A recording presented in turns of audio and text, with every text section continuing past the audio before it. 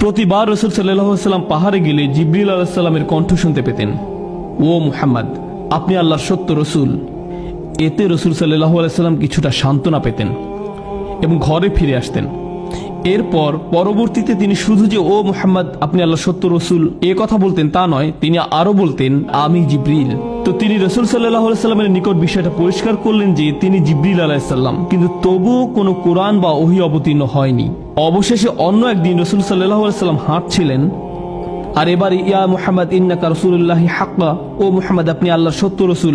বুখারী শরীফে জাবির রাদিয়াল্লাহু তাআলা আনহু থেকে বর্ণিত আছে, রাসূল সাল্লাল্লাহু আলাইহি ওয়াসাল্লাম হাঁটছিলেন, তারপর হঠাৎ উপরের দিকে তাকিয়ে দেখলেন জিবরিল আলাইহিস সালাম তার পরিপূর্ণ ফেরেশতা আকৃতি ধারণ করে সম্পূর্ণ আকাশ ঢেকে আছেন, সম্পূর্ণ দিগন্ত ঢেকে আছেন।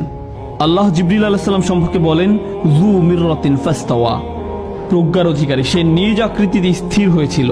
জিবরিল আলাইহিস সালাম পুরো আকাশ জুড়ে আবির্ভূত হলেন। রাসূল সাল্লাল্লাহু আলাইহি ওয়াসাল্লাম জিবরিল আলাইহিস সালামকে তার সকল ডানা সমেত পরিপূর্ণ আকৃতিতে দেখতে লাগলেন। সুম্মা দানা ফাতাদাল্লা, তিনি রাসূল সাল্লাল্লাহু আলাইহি ওয়াসাল্লামের নিকটবর্তী হতে লাগলেন। তিনি রাসূল সাল্লাল্লাহু আলাইহি ওয়াসাল্লামের কাছাকাছি আসলেন। রাসূল সাল্লাল্লাহু আলাইহি ওয়াসাল্লাম মাটিতে পড়ে গেলেন। তিনি নিজেই বলছেন যে আমার অতি নিকটবর্তী হওয়াতে আমি এত ভয় পেয়েছিলাম যে আমি মাটিতে পড়ে গেলাম। রাসূল সাল্লাল্লাহু আলাইহি ওয়াসাল্লাম দ্রুত বাড়িতে ফিরে গেলেন আর খাদিজা রাদিয়াল্লাহু তাআলা আনহাকে বলতে লাগলেন, আমাকে ঢেকে দাও, আমাকে ঢেকে দাও, আমাকে ঢেকে দাও।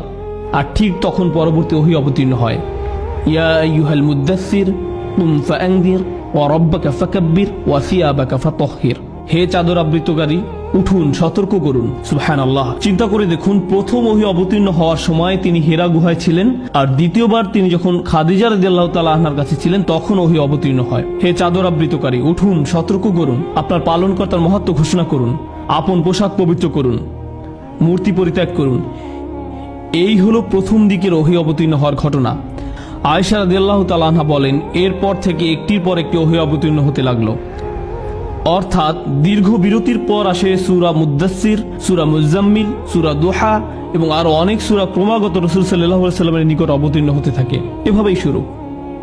রাসূল সাল্লাল্লাহু আলাইহি ওয়াসাল্লাম বুঝতে পারলেন কি ঘটছে। তিনি বুঝতে পারলেন যে তিনি আল্লাহর রসূল। রাসূল সাল্লাল্লাহু আলাইহি ওয়াসাল্লাম এখন আর জিবরিল আলাইহিস সালামের উপস্থিতি থেকে ভয় পান না। বিষয়টা তার কাছে পরিষ্কার হয়ে গেল। জিবরিল আলাইহিস সালাম এবং রাসূল সাল্লাল্লাহু আলাইহি সাল্লামের মাঝে ব্যক্তিগত কথোপকথন। জিবরিল আলাইহিস সালাম রাসূল সাল্লাল্লাহু আলাইহি সাল্লামের ঘরে বহুবার এসেছিলেন। কোন সাহাবী তাকে দেখতে পেতেন, আবার কেউ দেখতে পেতেন না। একদিন আব্বাস রাদিয়াল্লাহু তাআলা আনহু তার সন্তান আব্দুল্লাহ রাদিয়াল্লাহু তাআলা আনহুকে নিয়ে রাসূল সাল্লাল্লাহু আলাইহি সাল্লামের সাথে সাক্ষাৎ করতে আসলেন। আব্বাস রাদিয়াল্লাহু তাআলা আনহু রাসূল সাল্লাল্লাহু আলাইহি সাল্লামকে সম্বোধন করে কথা বলছিলেন, কিন্তু